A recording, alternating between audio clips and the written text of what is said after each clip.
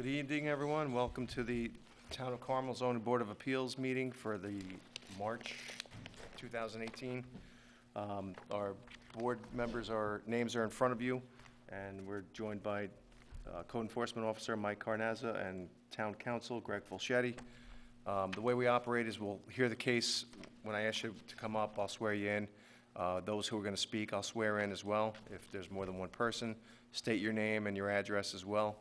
We'll hear the case. Once we close the hearing, there'll be no more input from the public. We'll invite you to, at the right opportunity, to come up and speak, but when we close the case, it's no more input from the public. We are short 2 members tonight, so I would understand if someone wants to have a holdover, depending on how they feel their case is going. We'll certainly respect that, but if everyone please join me for the Pledge of Allegiance. Pledge allegiance to the flag of the United States of America and to the republic for which it stands, one nation, under God, indivisible, with liberty and justice for all. Thank you. All right, we have a couple holdover cases tonight. Our first case is Gu and Chi, and they're seeking interpretation that a 3-family dwelling has existed prior to 1955, contrary to the Town of Carmel records. Applicants requesting interpretation pursuant to 156.28 of the Carmel Town Code that the applicant has a matter of right, the ability to convert a multifamily 3-family dwelling, in that the conditions set forth in the section are applicable. The property is located at 133 Route 6N, Mahopac, New York, 10541. And Bill Schilling representing tonight. I don't need to swear you in. Mr. Gu, you going to be speaking? Just in case. Yeah, maybe. Raise your right hand. Swear to tell the truth, the whole truth, and nothing but the truth, so help you God. Thank you. I am submitting an affirmation based on a conversation I had with an old owner. I'd like to be sworn in that regard, if I could. Certainly. Raise your right hand. Swear to tell the truth, the whole truth, and nothing but the truth, so help you God. I do. Thank you. This is the application of Mike Guo. Mike is here this evening. You know him. He's a local businessman, owns a restaurant in town. The property is 133 Route 6N. It's about an acre, a little bit more than an acre, and it's in a residential zone. It's serviced by a community water system called Yorktown Estates. It has a private septic. It's currently compartmentalized and has been compartmentalized as a 3-family for a long, long time. The engineering firm, architectural firm that was on it believes that it was set up as it is now back in 1910, and I will submit to you their findings. On the first floor is two bedroom apartments, and on the second floor is 1 4-bedroom apartment. There was I read the minutes, and the minutes had the wrong bedroom count. There's 2 bedrooms downstairs and 1 4-bedroom upstairs. And what we're seeking is an interpretation that this is a pre-existing non-conforming 3-family, in that it predates code of 1955. In support of what we're seeking, I'm submitting a memorandum of law, or I submitted a memorandum of law. I'm submitting a statement of an owner based on my affirmation of the factual recount of what she told me about her ownership, and that time frame is from 2003 to 2016. I'm submitting to you 2 neighbors' affidavits or statements, and that time frame is from 1975 to current. And I'm submitting a letter from a tenant that resided and swore or states that it was a 3-family during the years of 2005 and 2011. Most significantly, though, we're submitting to you our architectural findings by a local firm concluding that all 3 kitchens were built at the time of the original construction, that it was built as a 3-family. I'm also submitting to you 3 assessment cards, which go from like the mid-60s all the way to current, showing it recognized as a three-family, and I'm also showing you a current assessment today where the 2017 rolls show it as a as a three-family house. As I said, the structure was built, I think, in 1910, certainly the early 1900s.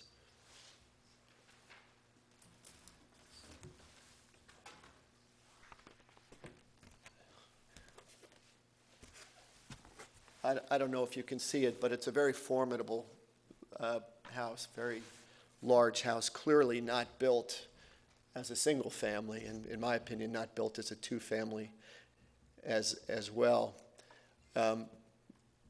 Michael is prepared to put a lot of money into this because the house has fallen into grave disrepair.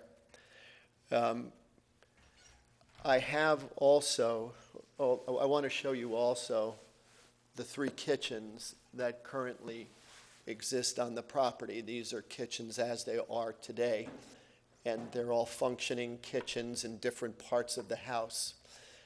This is a finding that the engineering firm made, that they were all built at the same time.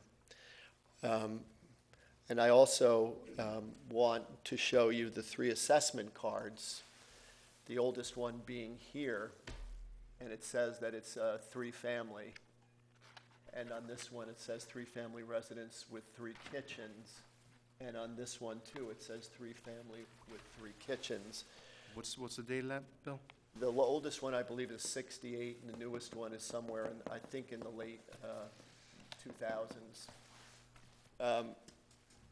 So I also want to show you the architectural findings of this local firm in which they conclude. You want to read it, or if it's short and sweet? Three paragraphs? I'll read it quickly. Blanks. I'll have to read it. Okay. This letter is drafted to provide you the results of an inspection of the structure located at 133 Route 6N, Mahopac. On February 10, I inspected the property in question and have reviewed the floor plans in existence.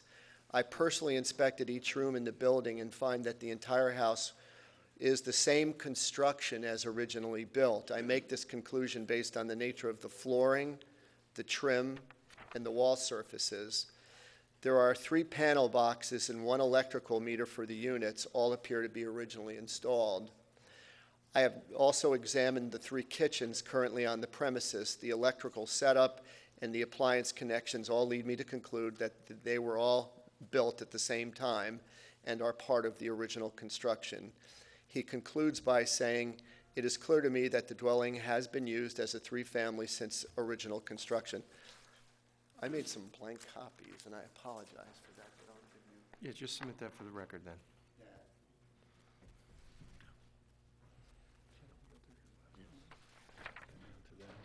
So the architectural finding is that it was built at the same time.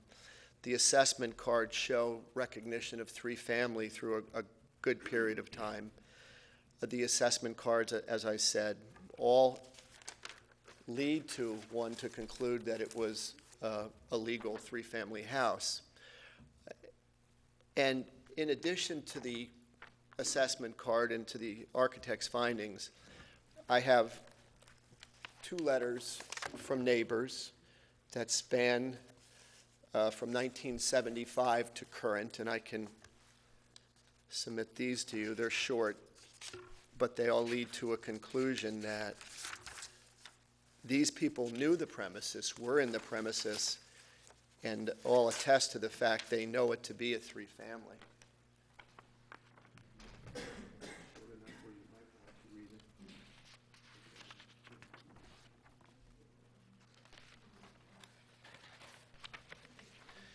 In addition to that, I have a statement from a tenant from the time of 2005 to 2011, in which she says, at the time I resided there, it was a three-family home with 3 full kitchens. And I'll submit this statement as well. Now, the last piece of information that I'd like to bring to your attention is this, that we went through the chain of title and found the owner from 2003 to 2016. And in it, she provided that she bought it as a three-family. The owner assured her it was a three-family. They used it as a three-family until such time as they were foreclosed upon. I submitted the affidavit to her. She lives in Long Island now, but she refused to sign it, saying she didn't want to get involved any further. My affirmation simply recounts the conversation that I had with her, and under oath, I'll say that the affidavit that I had prepared for her was based on her statements to me, and so I'd like to submit to you as well. These are all duplicates, Bill. This is not new info. They're Correct. in your memorandum, okay. Correct. So we feel as though we've covered a large part of the time that we need to show in order to establish the property as a three-family.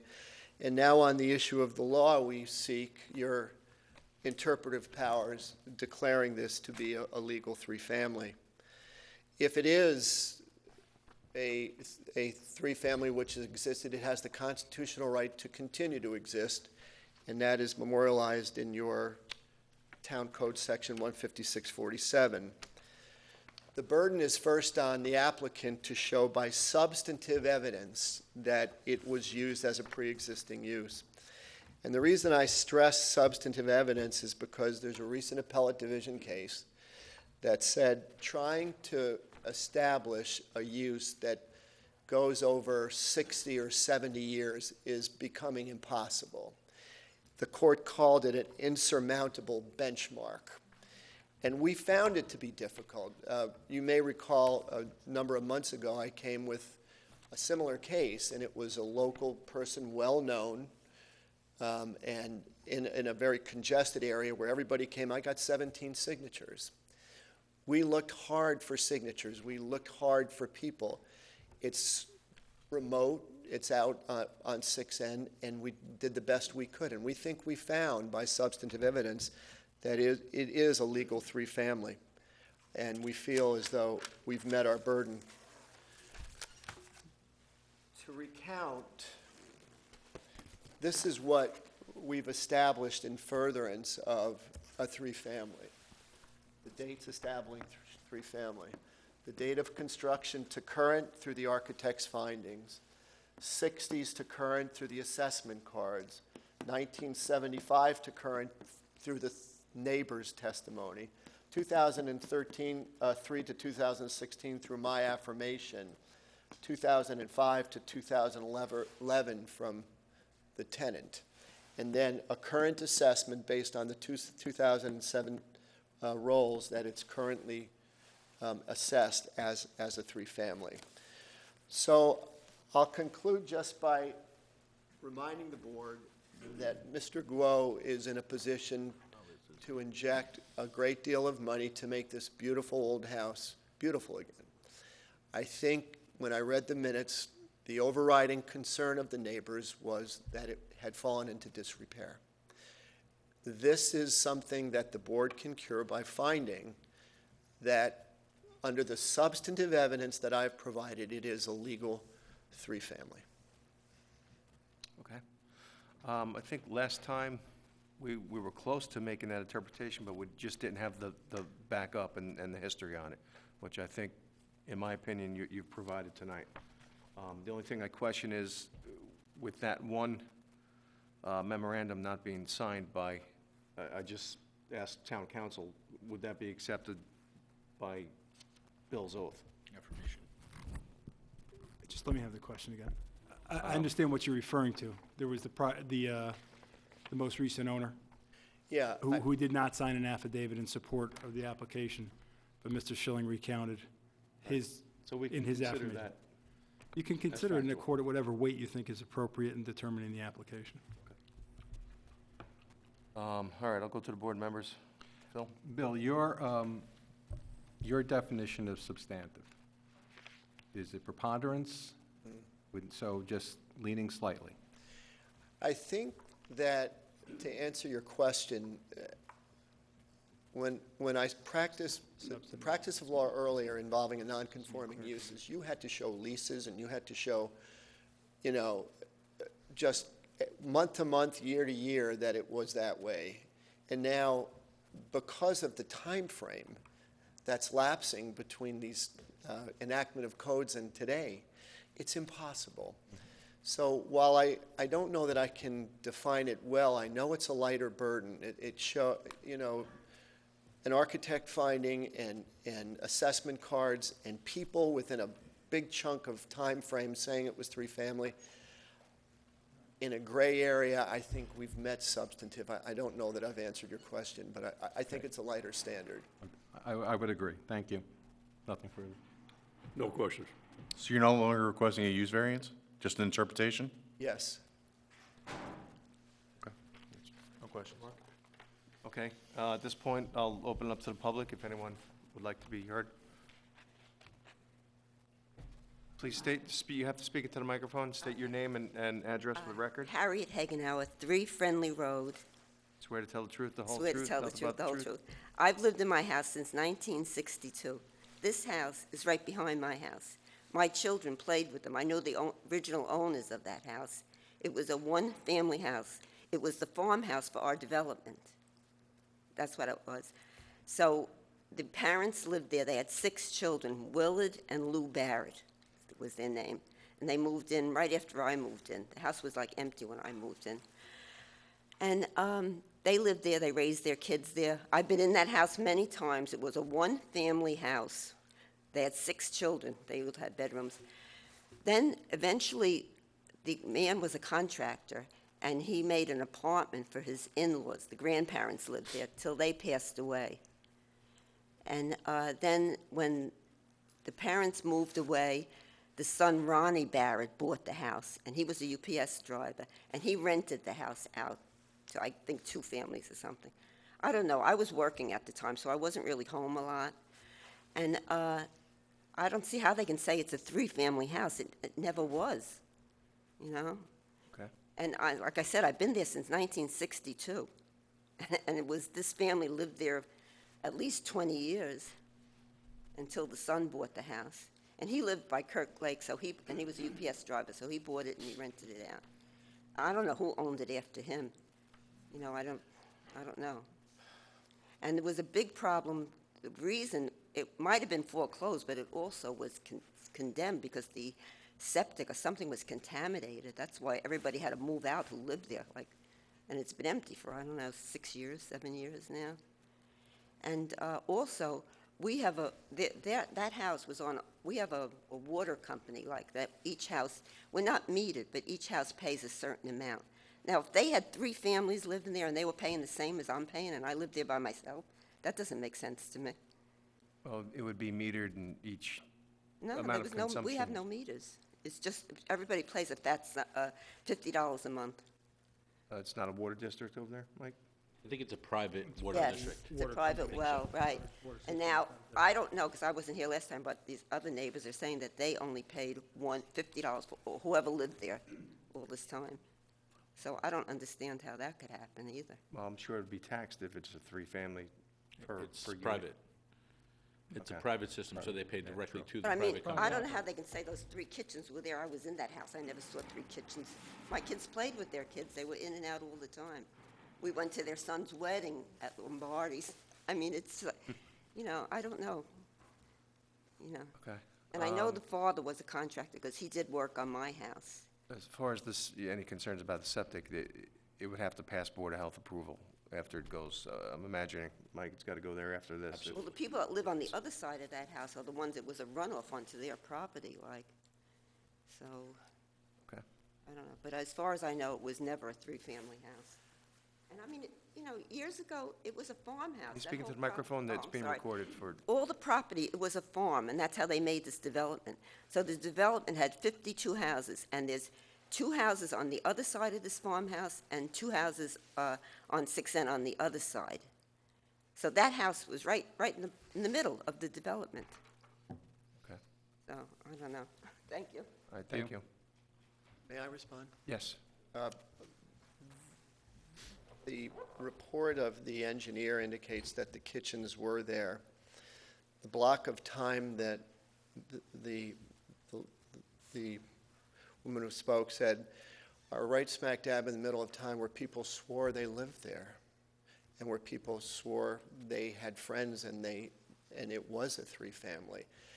And going to Phil's thing, I remember in the recording going through that at one time it was a mother-daughter with another family. But the fact is, it was always multifamily, and there were always three kitchens there, and I'm not sure, the testimony of, and the statements of others, including the lady I spoke to, said it was being used as a three-family. It was her use as a three-family. And, the assessment cards from way back in the 60s call it a three-family. So I can't speak. I'm sure she's being forthright. I think that there was perhaps a gap in time when Mr. Barrett didn't rent it, but for the most part, it was rented, and it was rented as a multifamily. Okay. Does anybody else wish to be heard?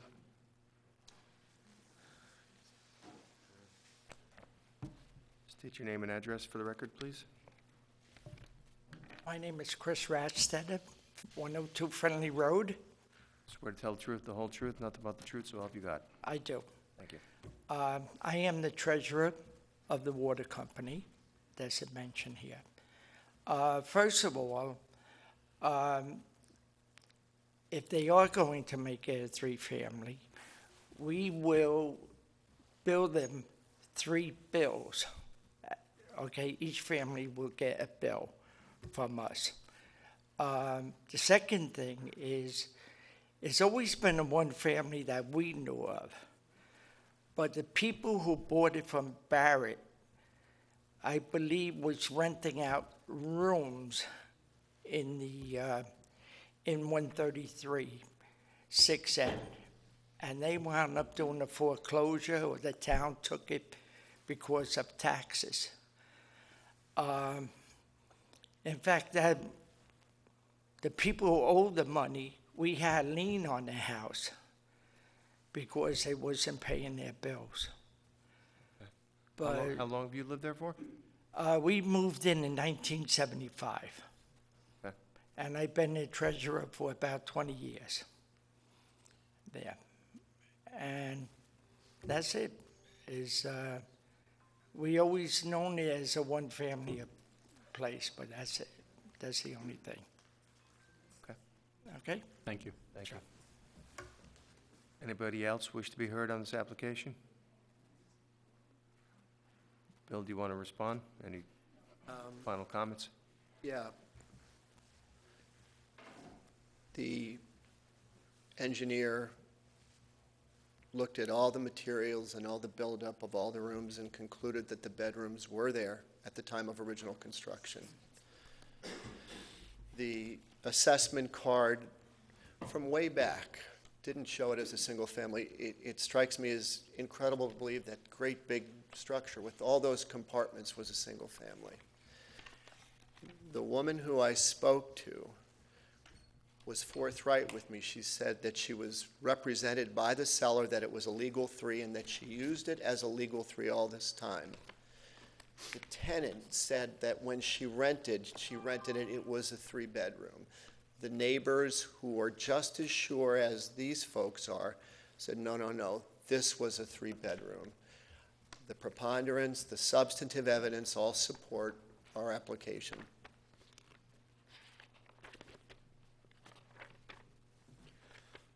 The letter from Angela Raguso? Uh-huh.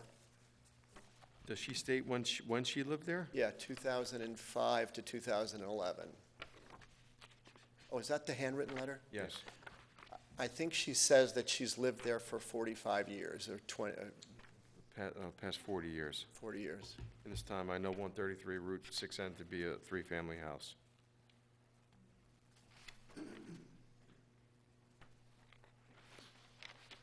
Okay, Thank you very much. Thank you. thank you. Can I say one more thing? Sure.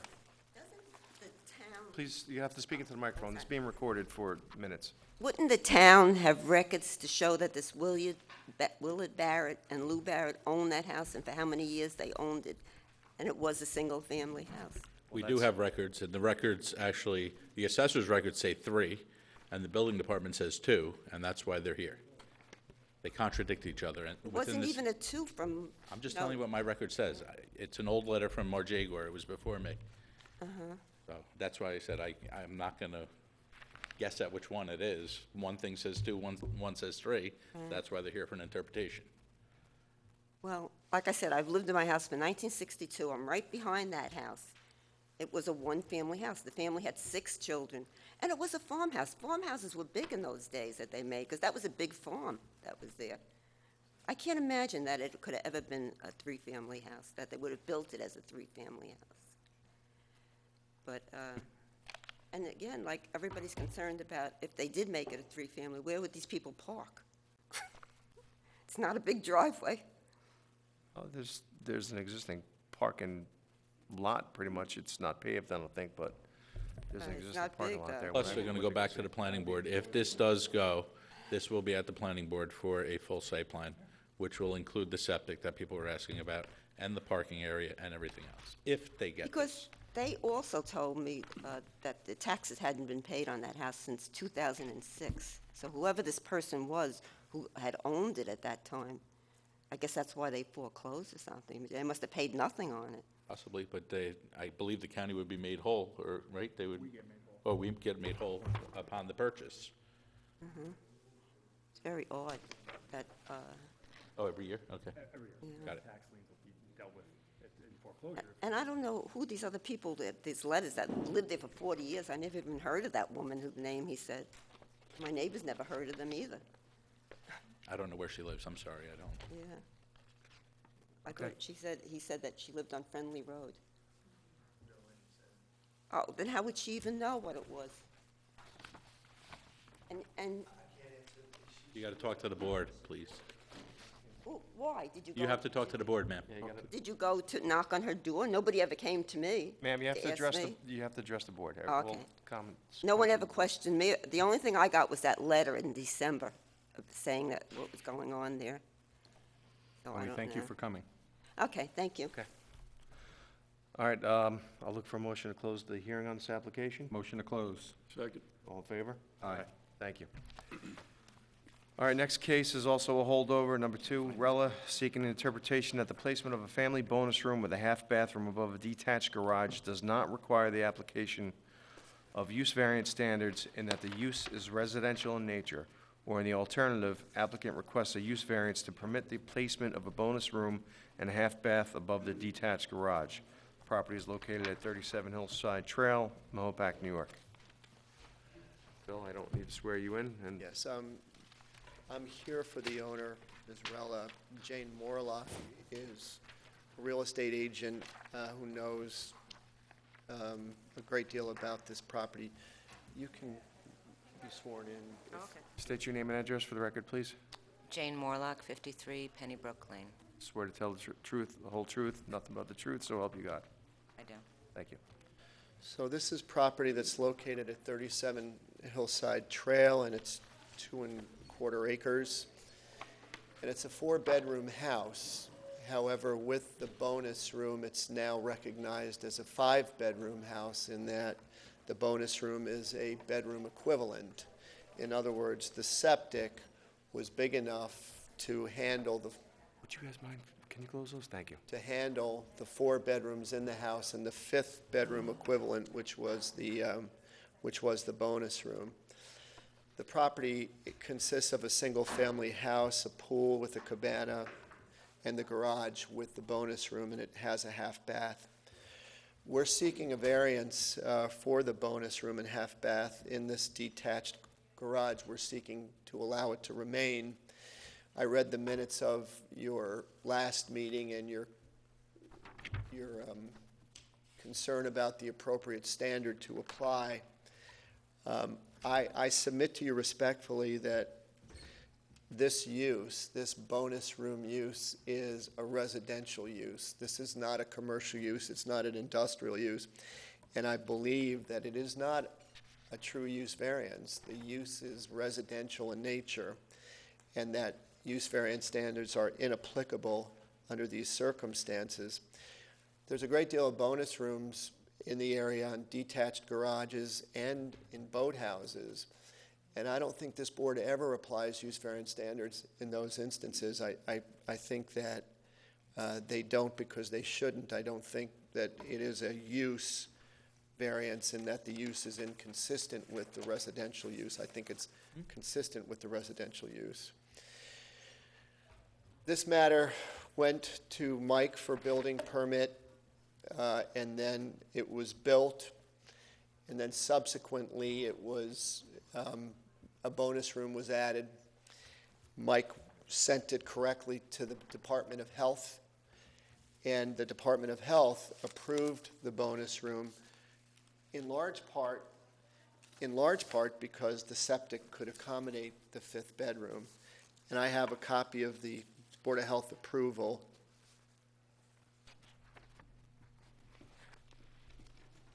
You just give it to me. But this is not a bedroom. No, but it's Okay, I just want to make sure that you're clear with them, because it's a playroom. No, I know, but I But just when the don't Board want of to think Health it's... goes to review, it considers it a bedroom for septic capacity issues. So I say to you that the Board of Health did approve it, and I also say to you that making the applicant seek a use variance seems to me to be nonsensical and is simply a shortcoming in your code because detached garages allow bonus rooms. I see no distinction in the law that would permit you to apply area variances in one instance or permitted uses and a use variance in another. Mike was correct in referring this matter to you because the definition of accessory structures says private garages for the storage of vehicles used by residents on the premises. Nowhere does it permit for bonus rooms. And I say to you, I think that really is just maybe an oversight on the part of the code. I don't think that if they had in their mind bonus rooms, they would not have included it because they're so prevalent in detached garages. So I'm respectfully requesting of you to use your interpretive powers to use the less stringent standard of an area variance under these circumstances. You may say area variance don't apply. It's not a dimensional deficiency, but it's not a use deficiency either. There's no use that we're looking to thrust upon this zone that is inconsistent with the code. And if you don't agree with me, we'd like to be considered for use variance standards, keeping in mind the landmark case that I bring up to you all the time, and that is if the neighborhood isn't going to change, the economic hardship component is either reduced or eliminated. Very quickly, factually, my client has owned the property for 26 years. It's a 4-bedroom house. The bonus room makes it an equivalent of a 5-bedroom. It qualifies under Board of Health standards. A building permit for a garage with an unfinished unfinished storage was given by Mike sometime during the construction. A local contractor who we all know suggested to my client, why don't you put a bonus room in? It's a lot of wasted space. You can put bonus rooms in garages, and he was unaware of the distinction that was made between detached garages and attached garages. So it was sort of like an afterthought, let's put a bonus room, and certainly my client didn't know. Both believed it was okay, and both believed that Mike would approve it. But of course, Mike saw it and saw it wasn't compliant with the code and sent it over to the Board of Health. Under accessory structures, the bonus room isn't a permitted use, but it's not specifically not permitted either. We're asking the board to use its interpretive powers to apply the correct standard under these circumstances. I had a case with this board maybe a year ago, and involved my client having a house on the point and on a non-conforming lot, wanted to put an addition on, and the neighbor next door, through council, said that's a use variance. It's an expansion of a pre-existing use. Now, Mike Carnazza and Greg Fulchetti, in their pleadings, because it went all the way up to the Supreme Court, said no. There is no use inconsistent with the residential use that's here. It's not a use variance.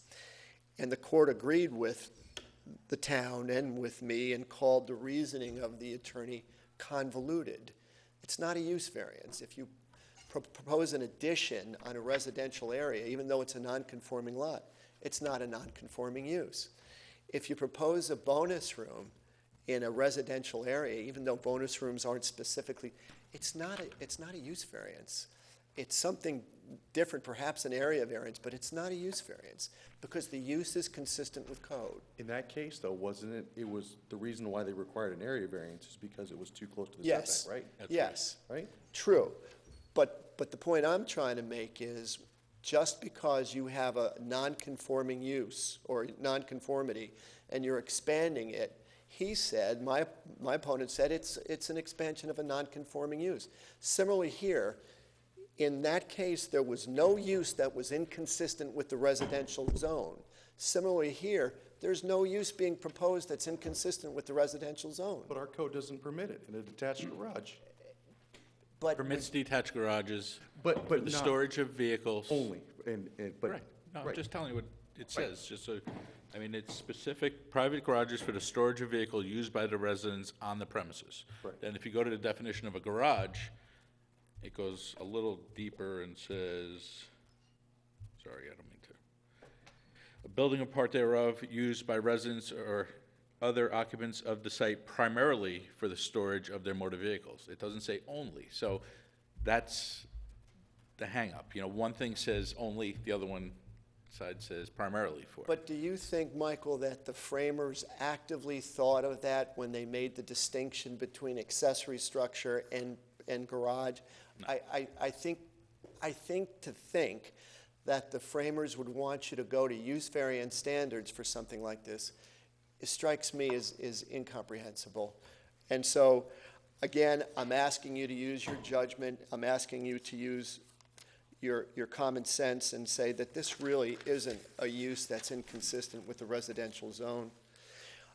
I'd like to go into some use variance standards very quickly if I could, if you don't agree with the standard of review. Economic hardship, reasonable return.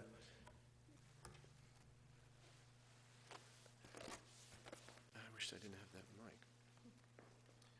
I'm going to show you photos of the structure, and I'm going to show you photos of the inside. And I hope you'll agree with me that destroying that or returning it to unframed or whatever would be an economic hardship on my client. And the outdoor structure looks like that. We have the same pictures in our packet. Do you know how much it would cost? Somewhere an estimate of $15,000. So I say the burden is reduced if the neighborhood wouldn't be changed, and the neighborhood, it's a beautiful quality garage, and I suggest to you the neighborhood certainly wouldn't be changed. It is unique because bonus rooms often fail because the septics aren't big enough. It's big enough. We're not creating any difficulties with any neighbors or with the Board of Health. I talked to you about the neighborhood. There is no external change.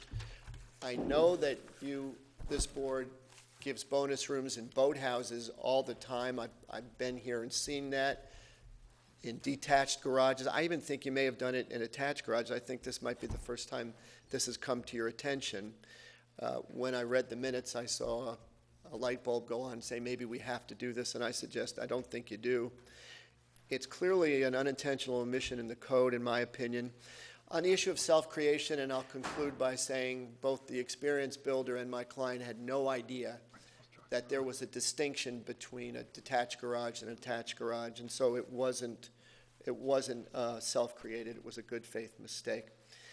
And so with that, maybe one other thing I'd like to show you.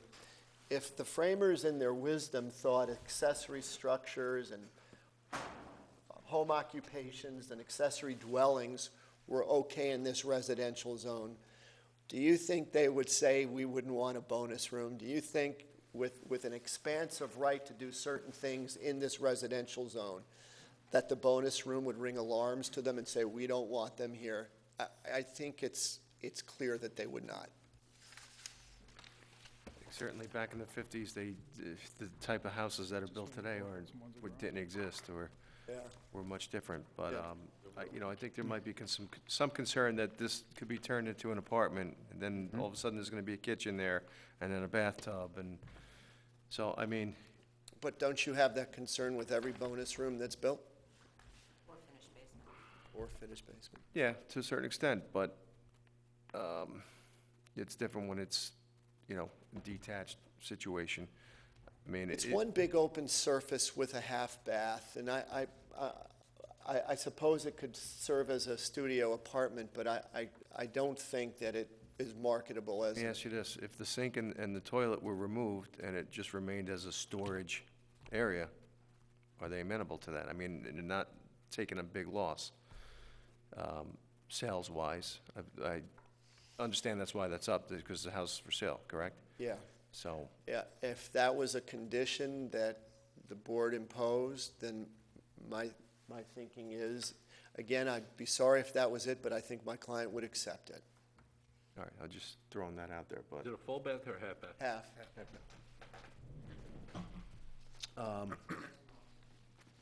Yeah, we see it from the pictures.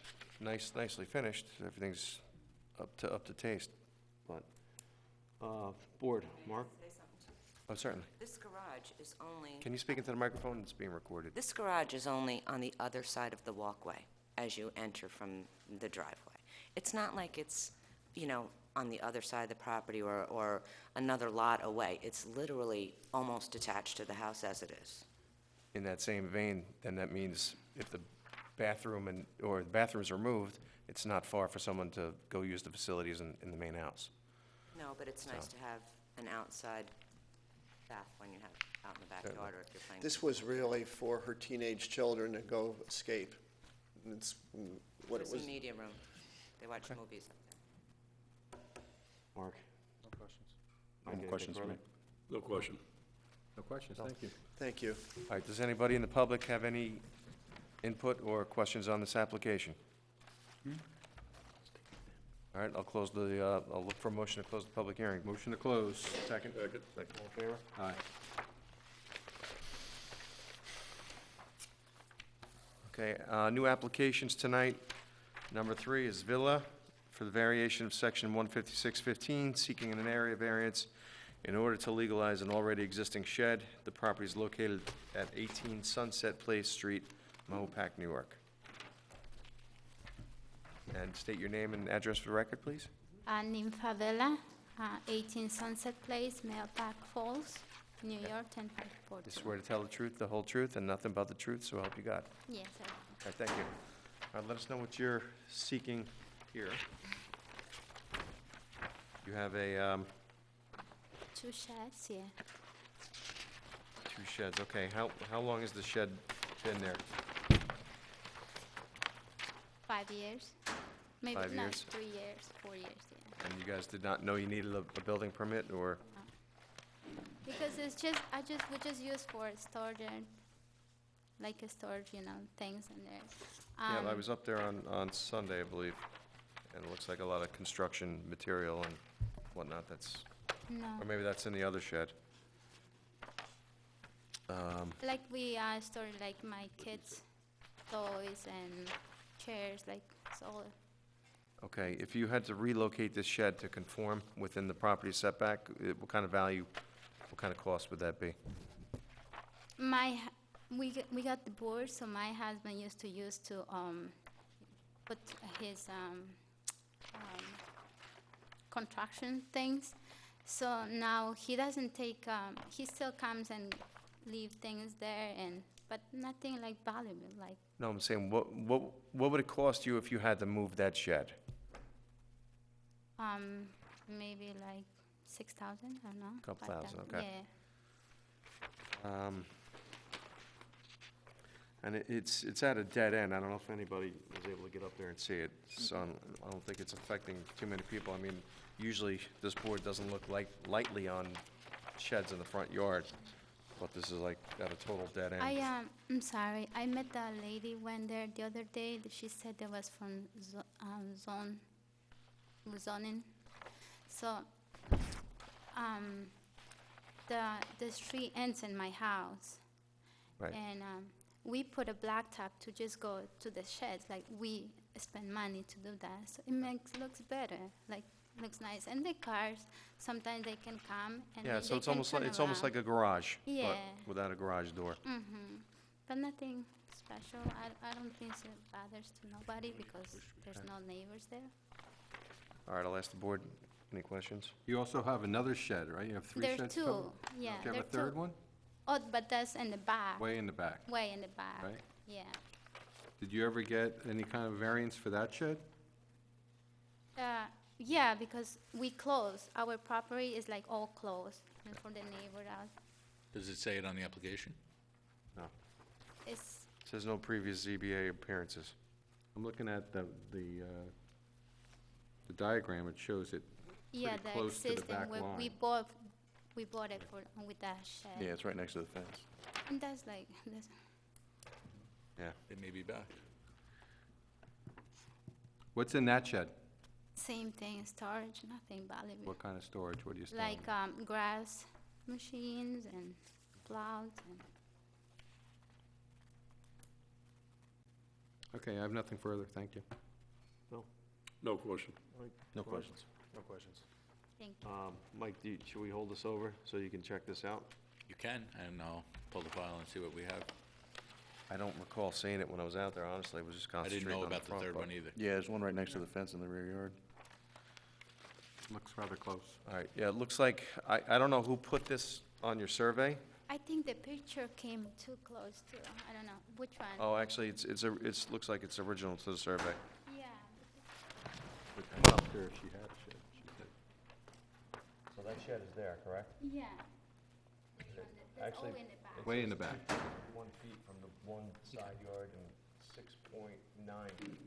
I'll take a look.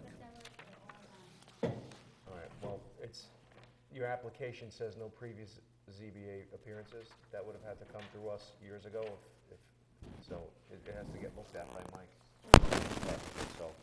I'll we're look gonna at the have to- file and then we'll hold it over and then I'll Yeah, let we're you gonna know. have to hold the case over till next month, giving Mike some time to take a good look and investigate that. All right, I'm not gonna go to your house, I'll check the file. Oh, okay.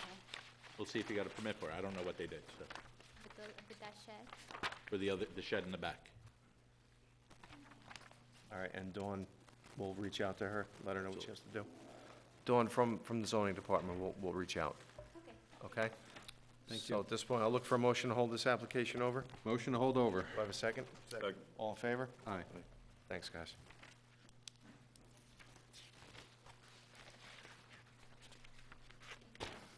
Good night. Have a good night. All right, application number 4, Angeniello, for a variation of section 156-15, seeking an area variance for an addition and a deck. The property is located at 91 Lakeside Road, Mahopac. You are? Manganello, 91 Lakeside Road. Raise your right hand. Swear to tell the truth, the whole truth, and nothing but the truth, so help you God. All right, let us know what you're looking to do here. We're looking to put an addition on the left side of the house. I believe it comes out roughly about 13 feet to the left, and it's about 20-something feet long. We have a growing family. We're outgrowing the house very, very fast. Our kids' rooms don't even have closets in them now. So we need the space for our growing family. Okay. I think we might have the same situation here. Is this shed existing? That shed is existing there.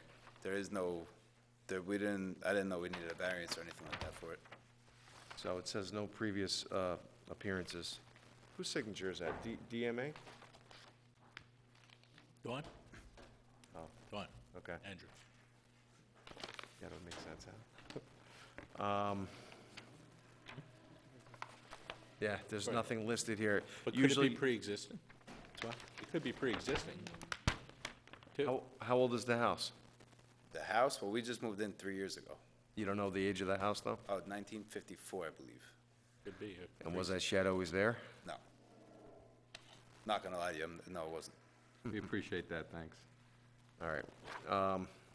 I think we're gonna have to hold this over, too, because... Trying to make everything right. I got you. No, no, that's Yeah, fine. bring it up to snuff and, you know, Okay, so what do we have to do? same situation, I guess. How Mike. far is it from the property line? It's close according to the site plan Survey? survey. It's right on the line. We got the blessing from all the neighbors around there and everything like that. The neighbor to the right is fine with it. 0.8 feet on the closest side. Right next to the fence. What's the setback there, 25 feet? Okay, So you're gonna have to investigate this one, too. absolutely. All right, I apologize, it didn't get So picked up, what, so, we gotta wait another month now for the next hearing then? Yes. unfortunately. Okay. You can't issue the permit for one of Could, but they'd have to pay for another variance if they have to Yeah, get a variance on the shed then, so it's you understand that? I mean, What if is, you're what under does the the gun variance go for, roughly? I don't, my wife Construction. took care of all that. 300-ish, I believe, right? Yeah, for residential? Well, is it less for a 250 shed? and 100, or 250 and 50. Or we could have it fall into this one and just do it all Right, Correct, in one, but then we'd be waiting a month then. that's correct. yes, unfortunately. You have a contractor lined up and all that? Yeah, we're in the process of getting prices. We need to get my wife's due in August, so we wanna get this done Oh, with our third one, so. We're running out of room fast. And a month is definitely gonna stop that from I'll breaking leave, ground. you wanna sit on it and think about it, or do you wanna? Want to make some calls? Yeah. Yeah, could I just call, do you mind if I just step out for 2 minutes, Yeah, call, and well, then I I'll step mean- back in? We'll, Yeah, we have some time. The other second call it. applicants. Yeah, I'll do that. I'll call you back up. All right, then. thank you, I All right, appreciate it. So, I'm not gonna look for any input, because this may get held over, so. All right, so we'll move on with the agenda, number 5. Angelino, for variation of sections 156-15, seeking an area variance to rebuild and extend deck. Property is located at 84 Way Across Road in Mahopac. All right, you both will be speaking tonight? Paul All right, state- Angelino, 84 Way Across Road. Swear to tell the truth, the whole truth, nothing but the truth, so help you God. I do. Thank you. All right, let us know your situation here. We want to rebuild our deck and extend it 6 feet out. Okay. And so you need a variance of 14.6 feet. Unfortunately, you're on the corner lot, so you have 2 Correct. front and rear yard setbacks, which kind of puts you in a tougher situation. I was out there on Sunday, and it didn't look like it would be encroaching on anybody's view or privacy or whatnot. You guys provided pictures, and for those who didn't get out there to see it, you can clearly see it's not going to affect many people or any people, and you're staying within the same building line Right. at the side of the house and just coming further straight Just out. going out 6 feet and, from where it is now. And the deck was in good shape. Is it in disrepair? Is it old, or just, It's, sometimes, you step on it and you feel like it shake a little bit. so you're So gonna I- beef it up and new construction? Well, will yeah, it's give it going to wonders. be, done perfectly up to code the way it should be, and we wanted just to do that extension of 6 feet. Okay, well, we appreciate you coming through and doing it the right way. Phil, any? No questions, thank you. No question, Mike. No questions. No questions. I was gonna say there's a shed in the back, but it actually looks like what it's supposed to be. You got a permit for We that. have a permit. Seems to be the theme of the night. All right, any input from the public on this application? All right, I'll look for a motion to close the hearing. Motion to close. Do I have a second? Second. All in favor? Aye. Thanks, folks. Thank you. Have a nice night. See you too. Number 6, 31 Tamarack Road, for a variation of section 156.27, seeking an area variance to enlarge existing boathouse 6 by 12 equaling 72 feet. The property is located at 31 Tamarack Road in Mahopac. And Bill representing, My name is William Schilling for the applicant, And will the applicant be speaking? Yes. State your name and address for the record, My name please. is Michael Najin. The address is 31 Tamarack Road, Mahopac, New York. Swear to tell the truth, the whole truth, nothing but the truth, so help you God. I do. Thank you. Bill, can you just lift the microphone Yeah. a little bit? I think, yeah, it'll pick up better. So this property is 31 Tamarack Road. It's a residential zone. The lot is 17,000 square feet. On the property is a 1.5-story dwelling, 1-story garage, a guest house, a dock, and the boathouse, which is the subject of our discussion this evening. We're seeking a variance, an area variance, to enlarge the boathouse 6 by 12, 6 feet out and 12 feet across, for a total of 72 square feet. In doing so, we'll need a 5-foot 3-inch variance over water for the boathouse, a 5-foot 2-inch variance over water for the dock, and a 15-foot variance side yard setback for the boathouse, which is an existing condition. In support of what we seek, we submitted our statement of facts, a memorandum of law. The construction plans that were requested by your clerk were provided by the building department secretary to you. By the way, I don't know if this is my... I didn't see it. It's just a sign. I don't know if it's been given to you earlier, but you guys don't require that? So the No. the facts of It this helps out. matter is that in 2017, my client purchased the property. The property is on Lake Mayapack. My client has a 19-foot, 8-inch boat and another 3 feet with motor and other apparatus. And he wishes to enlarge the boathouse so he can completely envelop the boathouse. Without it, part of his boat would be not covered by the boathouse. It would be built on an existing foundation. We went to the planning board. The planning board referred it over here. He is due to go, if we succeed tonight, to the planning board and then to the ECB. But here we are before the zoning board. Where's the...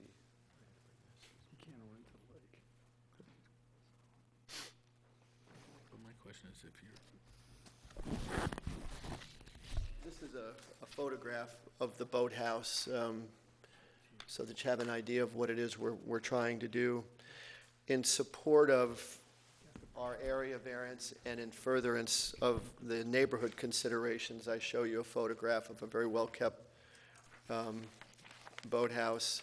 And I'm going to submit 4 letters in support of our application. One, I only have one copy. It's from Raymond McDonough. I'll summarize. I see no problem with him extending his boathouse. A letter from Robert Frankel. My support is based on high-quality manner in which this owner has maintained the property, his design and dimensions. I therefore urge the zoning board to approve it. What are the addresses of those two? Excuse me, Robert Frankel is 48 Tamarack Road. William Frumkin is 41 Tamarack Road. I've been a resident and owner of the property for over 30 years. I welcome this addition. We support his request. And then Alan Weiskopf, who is on 33 Tamarack Road, said, I, Alan Weiskopf, own the property 33 Road in close proximity. I have reviewed the Zoning Board of Appeals application. I support the application of the applicant and have come to know the owner and the manner in which he has maintained the property over that they purchased. I believe they are all good neighbors and a good addition to the neighborhood. So I'll ask these to be put into the record. And then there's a letter which I've just been provided today from a Raymond McDonough, who is at 28 Tamarack Road. Okay, and 33 is the house to the right? That's your neighbor to the right as you're looking out? 33? Looking out to the right is the beach, isn't it? Isn't there a... There's another boathouse dock adjacent, right on. Who's here today, he's my next door neighbor, Mr. Weiskopf's on the other side. Isn't there public access between the two? There's the public access between them. That's what I thought, okay. Okay, so that's part of the association? For them only, not for everybody. Sorry. So the neighborhood won't be changed, the environmental concerns will be addressed, if any, by the ECB and the planning board. It is not substantial, 6 feet out and 12 feet across is not a substantial addition, especially in lake communities like this where this relief is commonly granted. The variance can't be obviated. It clearly is a situation where his boat just will not fit in the existing boathouse. And I don't believe it was self-created. He was unaware that it wouldn't fit when he purchased the property. This is a classic area variance application. And I would like, if I could, because I know very little about boats, for Michael to speak briefly about why he's seeking the application. Certainly. First of all, I want to thank you for hearing the case. I've been fishing on Lake Mahopac for probably 10 years prior to this and got my lifelong dream of buying a house here. My wife joked that I spent more time talking about the boathouse than I did the house with the sellers. The boathouse is 22 and a half feet internal, 24 feet external. When you come in and the waves that are crashing around there, I need some margin for error. I only have a 19 and a half foot boat with 3 feet of engine on the back of it. But when you come in, you need a couple feet in the front, a couple feet in the back to be able to not crash into the wall and close the garage door behind you. So all I'm looking to do is expand it out. The dock that's there now is an existing use, and the side yard setback is an existing use. It's the way I bought the property. All we're asking for really is, in addition to that, is the 6 feet going out, which we're cantilevering out. I do have the builder here that can discuss any questions you have about that, but it's a cantilever, so we're not putting any pilings in the water. We're not touching the surface at all. Yeah, I think we get it. And it's an outboard engine. That's So it correct. extends out further than That's correct. the boat carcass itself. Okay. That's correct. All right. Thank you. Board members? Mark? No questions. No questions. No question. No questions, thank you. All right, any input from the public on this application? State your name and address for the record. My name is Mike Nolan. I live at 29 Tamarack. Raise your right hand. Swear to tell the truth, the whole truth, and nothing but the truth, so help you God. I do. I figured I would just come since I live in the adjacent property to Mr. Najin's, and I've been there since '97, and I have no problem at all with the extension of the boathouse. Okay. That's basically it. We Thank you. appreciate that. Thank you. Anybody else wish to speak? All right, I'll look for a motion to close the public hearing. Motion to close. Have a second? Second. All in favor? Aye. Thank you, guys. All right, and finally, Joel, do you mind if we see him again? Did you get an answer? Yeah. All right, we'll reopen, They haven't closed it yet. well, we never closed it, so we'll continue case number 4, Manganiello. Am I saying it right? It's good enough, thank you. All right, did you decide on, Yeah, we'll just go through with it when we'll take care of the shed. okay. separately. You can also move the shed. Okay, That's the other option. If So you it pull the shed conforms. into wherever it has to go, Okay. then you don't need a variance. so we can find out, we can We'll call. talk about it. Yeah, Correct. okay, We'll go over that. all right. All right, so before us tonight is just the case on the He addition. wants to vote on the Right. current application the way it is, I believe. All right, there's no problem with that. No, it's a policy thing. There's no prohibition for you acting on Okay. the current, the pending application. Mr. In Mangialo's fairness, gonna, we get the deadline you're under, so. Yeah, thank you, I appreciate it.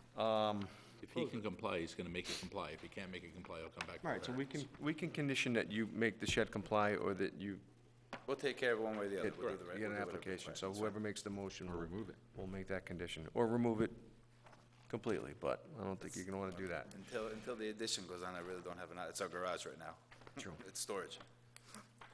All right, so we heard the facts, we heard the case. I was about to open it up to the board members for any comments. If I didn't, I have no questions, thank you.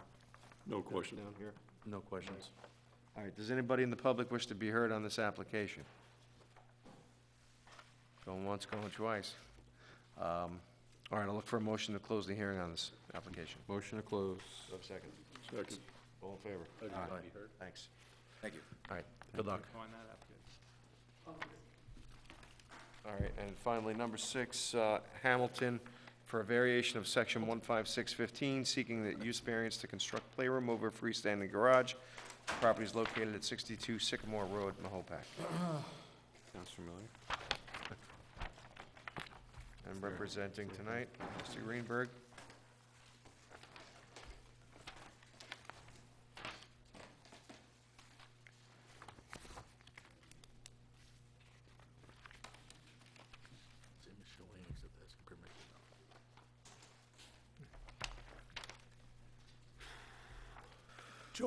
Joel Greenberg, architect for the applicant. Swear to tell the truth, the whole truth, nothing but the truth, so help you God. I do. Thank you, sir. Basically, I don't know if any of you members have been out to, I know John has been out to the property because Mrs. Hamilton called me. But basically, this is at the end of Mayapack Point. This is an existing four-bedroom house. And what they like to do, there's no garage on the property at all. They like to build a two-car garage with basically a room upstairs for the kids to play in, and that's basically it. I know that in discussions with the building inspector, Mike, that he indicated that this was a use variance, although listening to the first case or the second case tonight, it appears that it is still a residential use. We're not asking for something that's not permitted on the property or by the zoning. And I think, as Mike well pointed out, there's sort of a contradiction here on the definitions, one with the accessory buildings, but yet under private garage, it says a building or part thereof used by residents or other occupants of the site primarily for the storage of motor vehicles. Primarily means that you can do something else in that same building. So it would seem to me that... Turn the microphone down. Oh, I'm sorry. It would seem to me that this would be a use that we can do. I know we've done others in the town years ago without getting these types of variances. I don't know what precipitated the change that variances were required, but again, it's a beautiful piece of property. If you've been out to it, it's immaculate, and basically they would like to be able to store their cars and have the kids romp around upstairs. Okay, I mean, Mike, do we get to a point where we reach out to the town board and try to clean this up? And That's probably the only way to clear this up, in my opinion. so, Because how do we go about it? currently, we can write to the town board, or I'll discuss it with them, but currently, the way it's written, So we're under the guidelines that we have at current law, and that's correct. so, I mean, but this could be the segue into making some changes. Okay. Could be, absolutely. The code obviously was written in the 80s, and back in the 80s, there were not multiple detached garages being built on these larger houses. So everything was colonial with the garage on the side, bonus room over the top. So the bonus rooms were attached to the house, so therefore... Raised ranch with the garage underneath. Exactly. So the two bedrooms above were where the bonus room would be, if you wanted to call it that. But it's just a thing of the times. It really is. It's the evolution of the world. And if the town board agrees with it and feels that they want to do this, we can definitely ask them to change the code or change the definition to say a room upstairs, provided it's not a dwelling unit, things like that. You know, we can word it, correct. We can word it nicely that, you know, maybe we can make this work. But this is not something that has been out there. There may be illegal ones out there, but anybody that came in to make them legal, I mean, this is where they would have to go. We had somebody that came in to do an art studio years ago. They lived over off of Bullet Hole. That was more than storage. I mean, he was finishing the space, so they went and they got the use variance. So, I mean, it did happen. That was, Joe Gervin was around at the time, so it was a while ago. But it's not something that's, I'm sure, uncommon, but it's something that's going to become more and more common to make legal as people are closing and refinancing and doing things. So, do you have anything more to add, Joel? Nothing, I think Michael said it all. I'll look to the board members. I'm guessing this playroom's going to have electricity? Yes. Is it going to have plumbing of any kind? Yeah, the permitted Is it any kind of gas hookup of any kind? Propane or anything? No, no.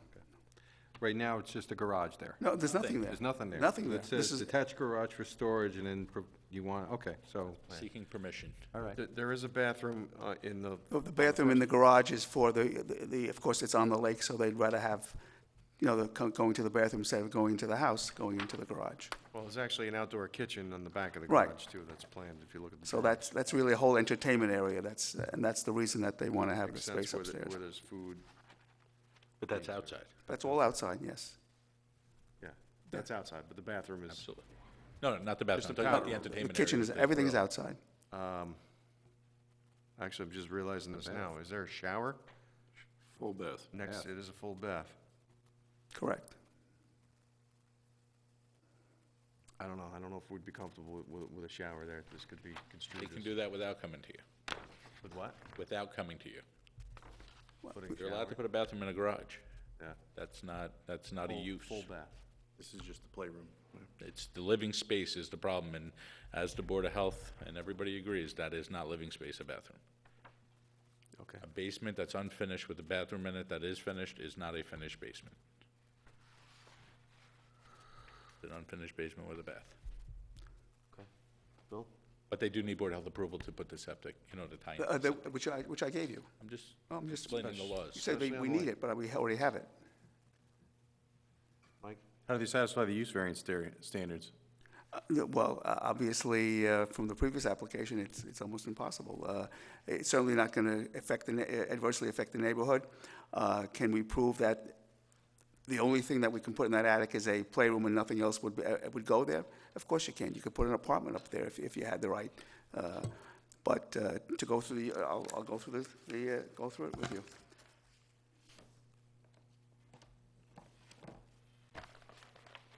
First, it says, under the applicable zoning regulations, the applicant is deprived of all economic use or benefit of the property. We obviously can't prove that because there's already a one-family house on the property. That the alleged hardship relating to the property in question is unique. Well, maybe it is unique because this is something that's, from the 80s to the 2000s, it's changed, the way people do things. There are now detached garages, so maybe it is a unique situation. If the requested use variance is granted, will not alter the essential character of the neighborhood. Absolutely will not. If anything, it'll enhance the neighborhood. And the final thing is, the alleged hardship has not been self-created. It's not because we're coming before this board and asking for relief. So I would say maybe we can meet those requirements for use variance, and maybe you should grant it. Thank you. Again, just to recap, this is, as Michael said, back in the 80s when this zoning ordinance was enacted, most of the houses had attached garage with a bonus room above, or, as you said, John, a raised ranch with the garage below and 2 bedrooms above. People now are looking at things a little differently. This is a fairly large piece of property on the point, one of the largest ones probably. These people just want to have basically have a comfortable area where they can have friends and family out there. The lake, of course, is right in front of this garage, behind the garage, I should say. They have an outdoor kitchen. The reason for the bathroom, as I told Michael when we first talked about it, is so that, after they come out of the lake, they have a place to shower and clean up, and then go to the outside kitchen and have a barbecue. It's just the way things work now, and it's very, very simple. And obviously, we'd like to, if this goes to the town board, you and I know that this is going to take months and months and months, and they would like to have this thing ready for this particular summer. And that's why we've gone to the health department. We've got health department approval, as Mike said, to put the bathroom in. That's been approved. We've gone to the EC. We've gone to the EC. Extend the septic at all? Huh? The existing septic is? Yes, the health department has reviewed it, Edible. and it's acceptable. We've gone to the ECB to get we've got a wetlands permit already, so the only thing left now is you folks and the building department. Mark, I didn't ask you. You have anything? I don't have any questions. Okay. Can we consider this an interpretation like the other one instead of a variance? It's not on his application. If it's not in the application? Well, an interpretation is an interpretation of the code, so if you interpret the other one properly, not properly, in favor of them, it would apply to both of them. Oh, okay. So start interpreting. I didn't mean properly, meaning, The problem I have with the way the code's written, if they build a tunnel 4 feet by 8 feet, and the length of the driveway to get to the house, it's now attached to the house, and it's now a legal use. And that's the only issue. But again, that doesn't alleviate it doesn't take away the necessity for the use variance. I mean, it's crazy. So you get about 10 pop-up tents, chain them together. Has to and be attach structure. it to the house. It's got to be a Has to be structure, building. according to Michael. Well, yeah, as I said, I think Home Michael's got a good point there. This is a unique situation, and maybe, you know, until the town board, if in their wisdom decides to make the change to the definitions, I think at this particular time, I think this board has, as Michael and Greg said, interpreted one way so that these people can go ahead with what they want to do, and it's their property. They're not doing something, not putting a power plant or something that's so uncontrollable that you would dislike it. The neighborhood will be improved. I think you saw the sketches that we had done. The house is immaculate. I mean, it's a beautiful house. It's been there many years. It's been added on to many, many times by the previous owner. And I think these people should be entitled to do something there, as long as it's not, in other words, bonus rooms or playrooms are not disallowed in a residential zone. Just So- not in detached structures. I didn't say that. I just said I'm not in this Clarifying. particular zone. Clarification. So I think maybe an interpretation to let these folks proceed and go to the town board to get it, formalized, I think might be a way out. All right, I don't think there's any public input on this one. Good? No, I don't think so. Okay, I'll look for a motion to close the public hearing on this application. Motion to close. Second? Second. All in favor? Okay, Dominic, we're going to take a brief intermission. Like, if we can